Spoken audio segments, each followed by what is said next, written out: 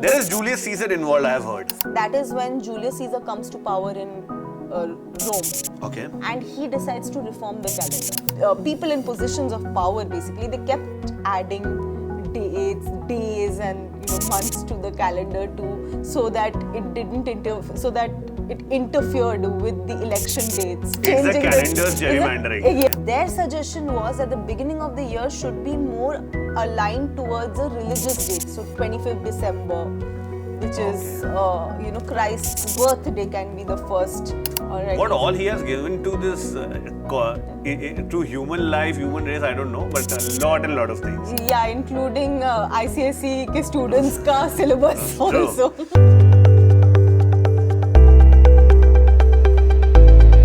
Hello, it's a brand new year. I'm Abi Lahiri. You're watching the Indian Express. Adrija Roy Chaudhary is here, and we'll be talking about 1st of January. Kyun? Because we believe that this is the start of the year. That's the reason I wished you a happy new year.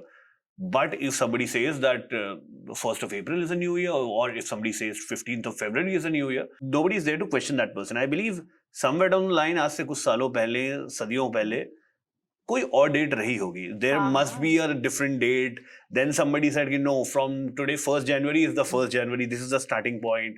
Or like it may change in future as well. Yeah. Let's agree to this fact. How did the current 1st January, the start of the year? There's so much politics. Really? There is politics on 1st January. Of course. Let's decode the politics. Today. Let's talk about this politics. So there is Julius Caesar involved, I have heard. See? Right. So actually 1st January ka date is given by Julius Caesar. Nice. Alright. What all he has given to this to human life, human race, I don't know, but a lot of things. Yeah, including ICSE के students का syllabus also. So yes, so Julius Caesar is the person who had coined 1st of January as the beginning of the new year. Okay. In fact, there was a lot of opposition against this. And what was the new year, beginning of the new year, what was it before? March se. Oh. Okay. It was pehle March se, and it consisted of 355 days. Okay. That changed in 45 BCE, before Christ era mein. That is when Julius Caesar comes to power in Rome. Okay. And he decides to reform the calendar. Okay. Now, why did he decide that? It's because, the way the previous calendar was, by the way, the previous calendar was also created by a Roman emperor, Romulus. He was the founder of Rome. And he had, in 8th century BCE, much before Caesar came to power, he had conceived of the 12-month formula. Okay. कि 1 साल में 12 महीने रहेंगे. This was formulated by him. Okay. Now the problem was that this way of looking at the year, it was following the lunar cycle, the moon ka jo cycle hai. Right. But it kept falling out of sync because the seasons were not matching often. Okay. And off and on, because of the way kingdoms and dynasties were at that time, a lot of the councils and the people in positions of power, basically, they kept adding days and months to the calendar so that it didn't interfered with the election dates. Or wow. Just like today, gerrymandering is a thing where you keep changing. It's the calendar's gerrymandering. Yes, the calendar was being manipulated. Wow. So that election dates could be interfered with, and you manipulated the dates, etc. Wow. So that was happening. So that is what Caesar wanted to reform. Okay. So when he came to power in 46 BC, not 45, I think I mentioned 45 earlier, 46 BC, when he comes to power, he basically takes advice from this astronomer whose name, again, I hope I'm pronouncing this correctly, it's called Sosigenus. Okay. He is an astronomer, and he suggested that let's do away with the lunar cycle. Okay. And instead follow the sun the way the Egyptians had been doing it so far. And accordingly, the year was calculated as having 365 and 1/4 days. Okay. All right.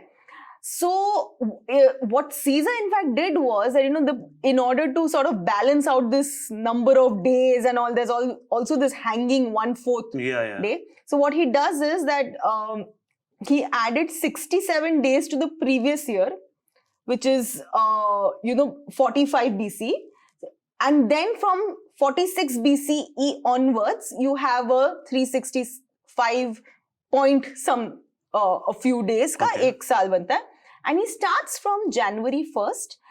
In order, it was a way of honoring the Roman god Janus, Okay. who's considered to be the god of beginnings, Okay. of new beginnings. Okay. And in his honor, January 1st is. So the name of the months were January, February, March till that time also.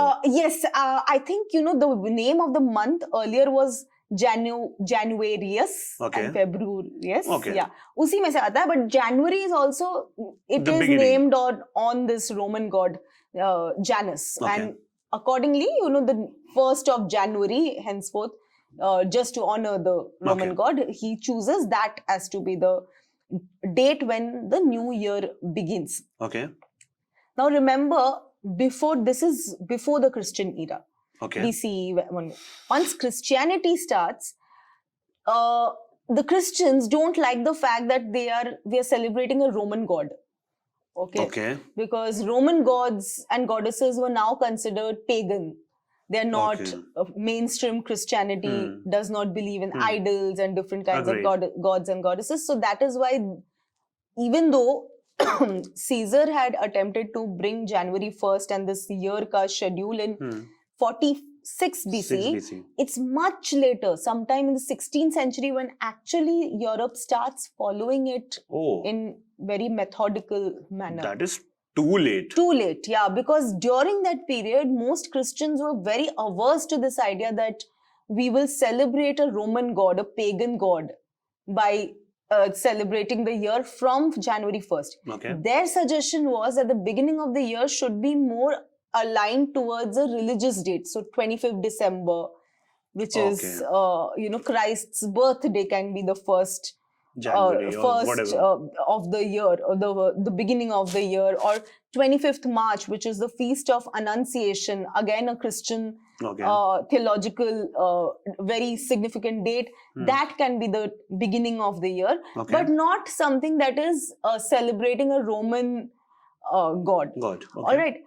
And this apart, there was also a sort of a mathematical error that was made by Caesar in counting the days, Okay. mainly because it was about that 1/4 Of a day. end of a day, end of the after 365 point something. So actually the number of days is 365.24199.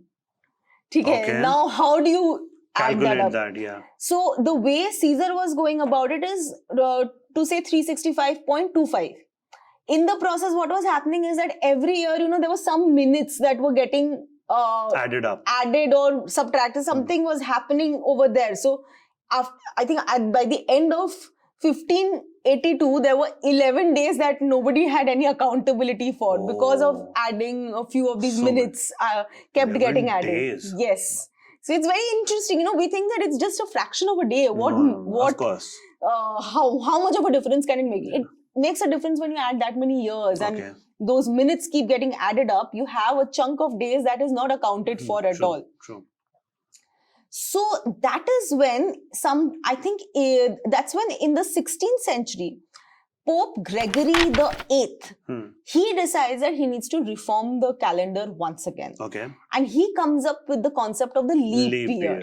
All right. So the calendar that we follow today is called the Gregorian calendar, and not the Roman calendar. Even though 1st January is a Roman concept that was thought of, but it is actually Pope Gregory's interference, and he wanted to reform the calendar, and he comes up with this concept of leap year, that every 4th year there will be one extra day which we continue to follow. Yeah. And that is how you keep accountability of that hanging fraction of a day in the counting of days. So that's how the Gregorian calendar comes into being.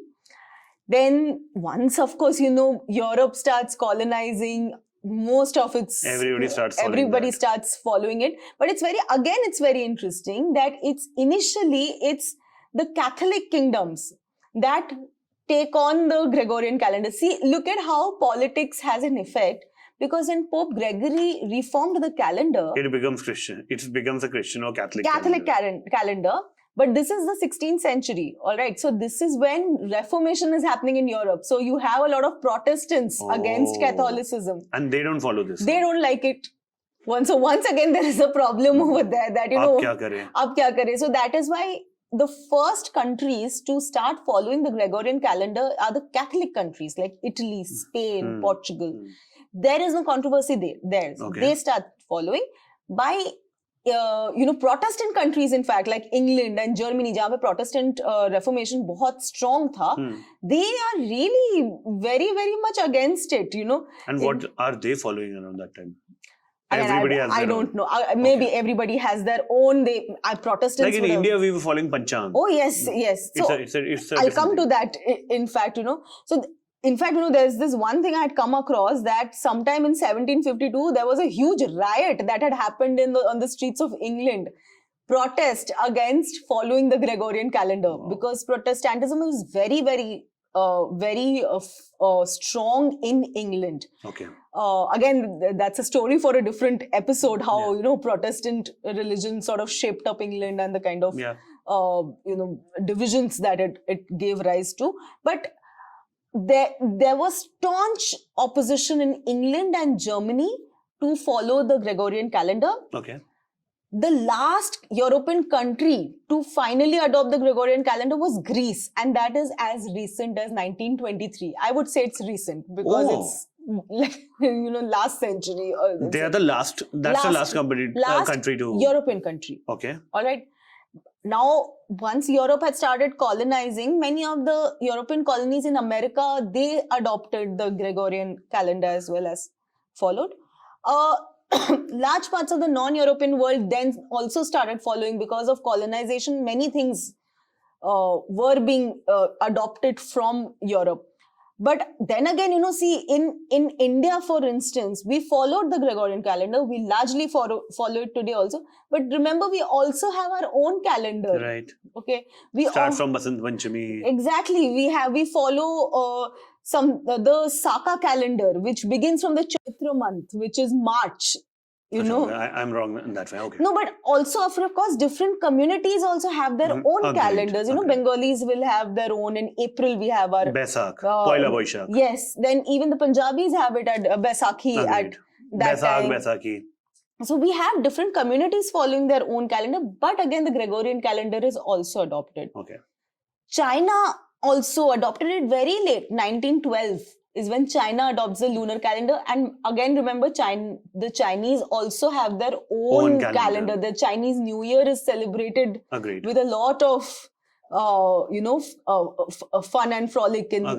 So that is again that Japan adopted the Gregorian calendar in 1872. Okay. So it spreads from Europe, but it takes a long time. Remember, you know, Caesar coined it in 46 BC, and it goes on till 1900s that countries are still adopting. And I'm sure abhi bhi there must be some countries who may be following the Gregorian calendar, but in their own internal thing, they must be following their own set of... Including us, including Indians as well, because communities over here, the way they also celebrate their own calendars with a lot of celebration. Course. You can't marry in this month. Absolutely. You have to, this is a month of harvest, this is a month of getting married, this is a month, these are pious months, these are inauspicious months, which is the very month we are sitting now.